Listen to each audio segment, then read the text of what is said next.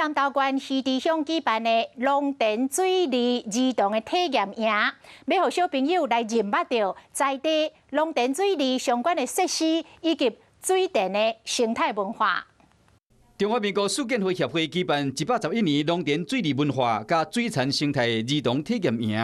特别带囡仔参观投射水库。 让小朋友可以很清楚的知道说，其实我们水库除了如何寄居水，以后用途很广，让小朋友也可以更了解说未来的使用的范畴。这专人导览投射水库的环境生态步道，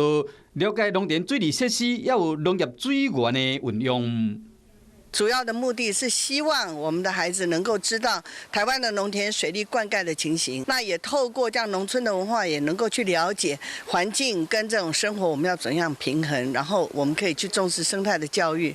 日月潭水库的边也有一个小型的投射水库，经过农田水利署南投管理处的管理甲维护之下，会使发展生态观光的旅游。